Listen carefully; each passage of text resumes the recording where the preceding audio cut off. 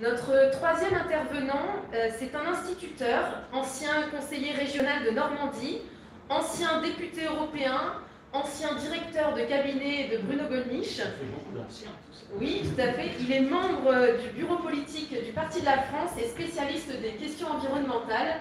Je vous présente donc Éric Pinel.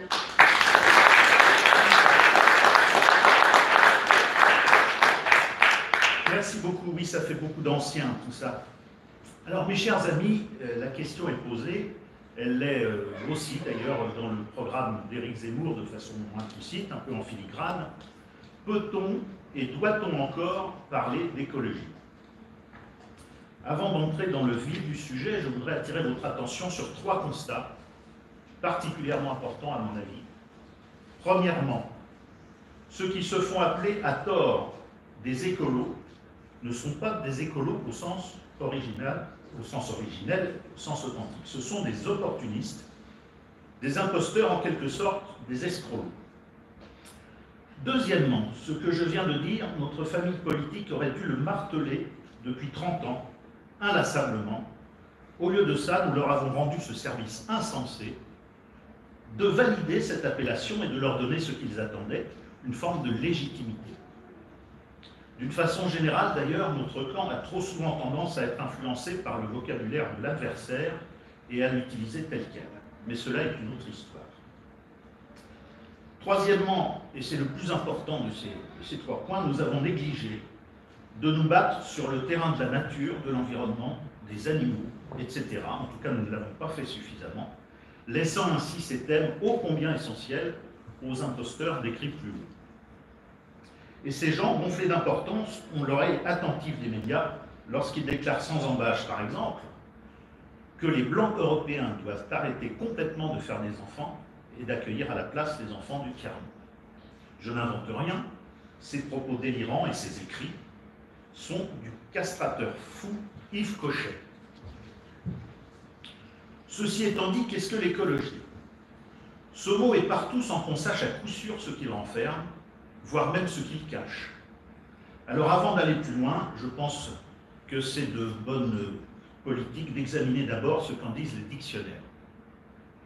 On trouve deux nombreuses définitions, mais elles évoluent toutes vers deux dominantes que voici. Définition 1. Écologie, doctrine visant à un meilleur équilibre entre l'homme et son environnement naturel, ainsi qu'à la protection de ce dernier. Cette définition est la plus ancienne, c'est aussi celle qui est retenue par les associations de défense de l'environnement depuis qu'il en existe. Deuxième définition, un peu différente. Étude des milieux où évoluent les êtres vivants, ainsi que les rapports de ces êtres avec ces milieux. Ça ressemble beaucoup. Mais cette définition plus récente, qui est aujourd'hui appliquée implicitement par les éco-gauchistes, désormais seule reconnue par les médias pour parler au nom de l'écologie, un monopole en quelque sorte, eh bien cette définition, dans cette définition, un mot a disparu. Par rapport à la première, c'est le mot nature. En fait, l'idée de la nature a été petit à petit chassée discrètement pour laisser place au social. Les préoccupations écologiques peuvent et doivent aussi s'appliquer à l'homme et à son environnement social, pour les éco-gauchistes. On comprend déjà qu'à ce stade, il y a deux écologies. L'une qui traite des rapports homme-nature, l'autre qui tend de plus en plus à ne traiter que des rapports de l'homme avec l'homme, c'est-à-dire ne plus guère faire que du social étiqueté frauduleusement écologique. Alors, pour faire un peu d'histoire, et parler un peu d'écologie politique, retournons en 1993. Les tenants du premier modèle, que je qualifierais d'environnementaliste, bien que souvent ils s'en défendent, sont tombés en France à l'époque par Antoine Wechter. Ces écologistes-là rassemblent des gens de toutes obédiences politiques, gauche, droite, centre, mais tous convaincus au premier chef de l'urgence environnementale et travaillant ensemble en bonne intelligence dans ce but. Un slogan d'ailleurs, ni gauche ni droite, repris avec justesse quelques années plus tard par Samuel Maréchal pour le compte du Front National, mais cette année-là est aussi celle de la victoire des écolo-gauchistes, faux écolos mais vrais néo-marxistes, dont les ancêtres Grünen manifestaient en Allemagne sur financement du KGB pour désarmer les forces occidentales, Néo-marxistes parmi lesquels on pouvait citer Voynet, Cochet, Lippietz, Mamère, etc. et aujourd'hui Jadot. Et bien sûr, Cohn-Bendit, encore que lui soit un cas un peu spécial, un cas emblématique de libéral libertaire, représentant finalement une tendance de plus en plus courante chez les pastèques. Ces écolo-gauchistes, venus eux aussi d'horizons variés, mais toujours exclusivement de gauche, ceux-là, vont vider l'écologie politique de son contenu, de sa substance, et la remplacer par des combats qui n'ont absolument plus rien à voir avec la défense de la nature. Je citerai pêle-mêle quelques-unes de leurs priorités, bien connues. Immigration, métissage de masse, aujourd'hui largement promu à tous les niveaux de la société, à commencer par la pub. J'ai d'ailleurs vu cette semaine à Strasbourg, dans l'enceinte du Parlement européen, une exposition avec des photos prônant ouvertement le métissage de masse de nos pays européens. On trouve aussi une certaine libéralisation de l'usage des drogues, la promotion de l'homosexualité bien sûr, mais aussi du pseudo-mariage qui va avec, différentes errances sexuelles, multiples et variées. Ils sont même allés, vers la fin des années 70, à lancer un ballon d'essai en direction de la pédophilie.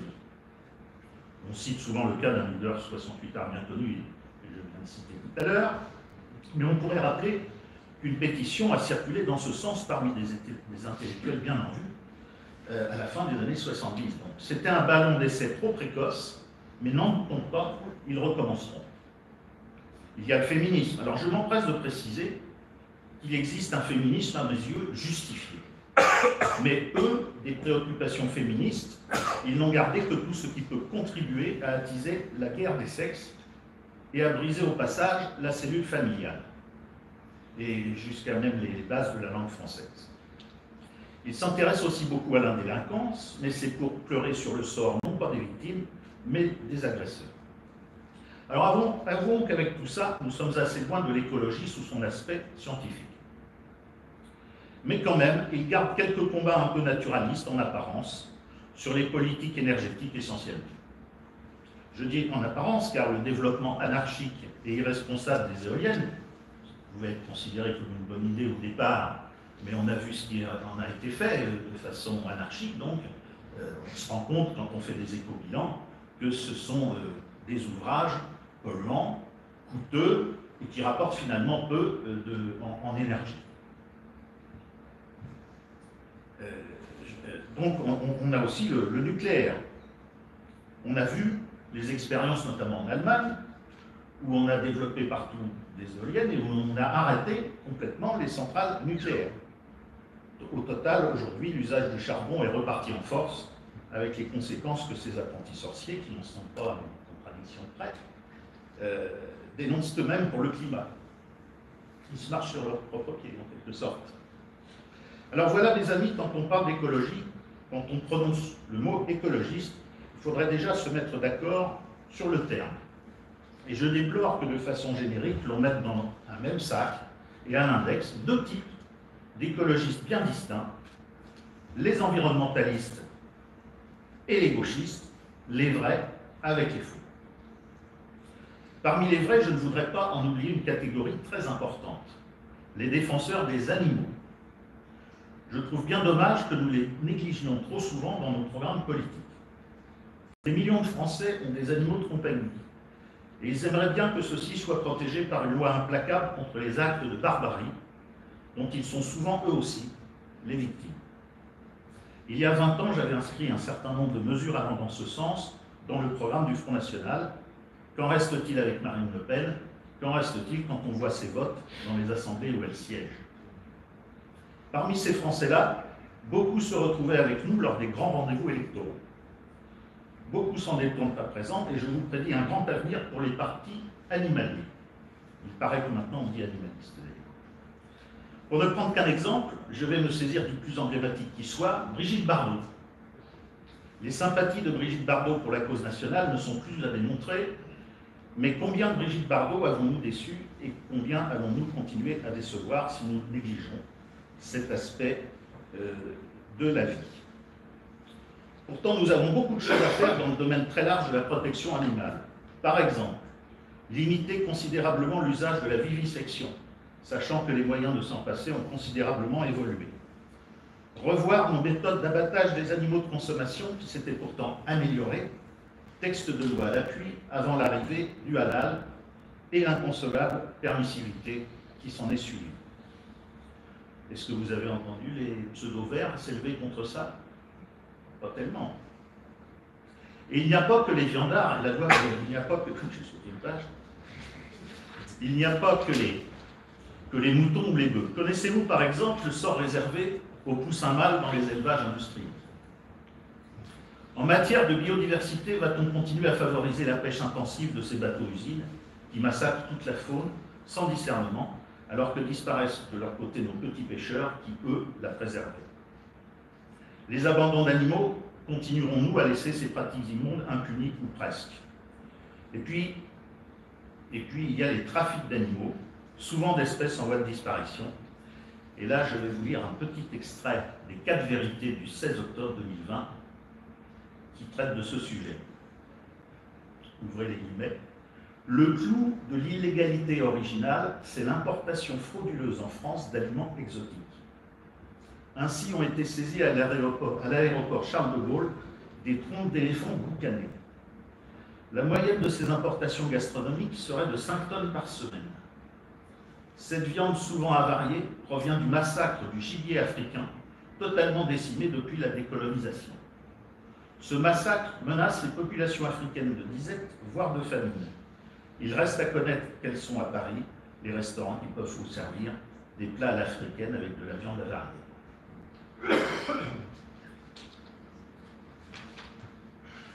Alors, vous n'allez pas me dire qu'on ne peut pas lutter contre ça. Tout cela n'est qu'une question de moyens et de volonté politique. Je pense d'ailleurs, aujourd'hui, que la seule personne dans ces élections présidentielles qui soit capable d'avoir ce genre de volonté politique, évidemment, c'est Éric Zemmour. Pour finir avec les animaux, un sujet qui chez nous pose un petit problème, parce que c'est un sujet qui est très discuté en interne, c'est la chasse. Alors, attention.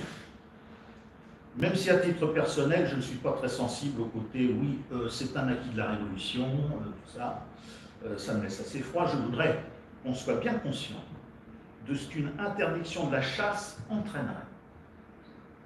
Les populations animalières non contrôlées amèneraient imparablement des mesures dites de chasse administrative qui seraient bien pires que tout. Là, sur ordre du préfet, on irait au massacre, la guerre totale. Quant à interdire la chasse le dimanche, je pense que cela ne ferait que déplacer le problème et concentrer les risques sur le reste du temps. Je suis pour autant conscient de l'actualité douloureuse en matière d'accidents de chasse, j'en suis moi-même horrifié et je pense qu'une réforme est indispensable. Il faut en finir avec le braconnage, les inconscients, les viandards et la loi Verdel. Même si certains pourraient trouver cela paradoxal, je pense que cela passe par une responsabilisation accrue des sociétés de chasse elles-mêmes et à une vérification régulière de la capacité à tenir et à se servir d'une arme. Les homicides, même involontaires, doivent pouvoir, selon les circonstances et leur gravité, déboucher sur des peines de prison ferme, ce qui n'est pas le cas aujourd'hui. Les chasseurs authentiques eux-mêmes auraient tout à y gagner.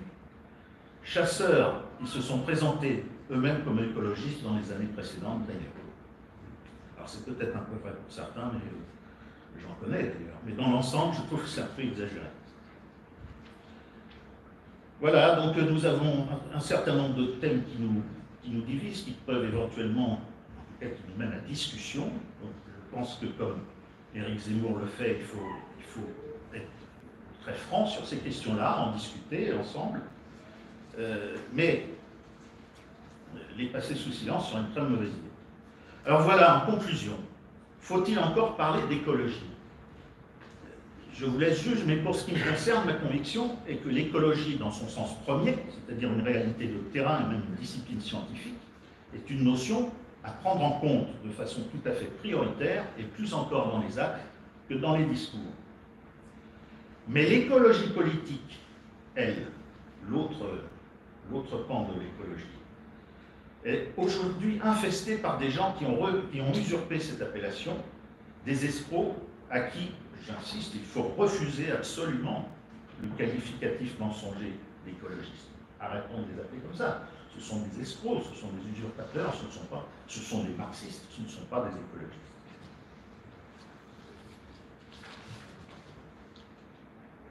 Je voulais vous faire un rapide bilan sur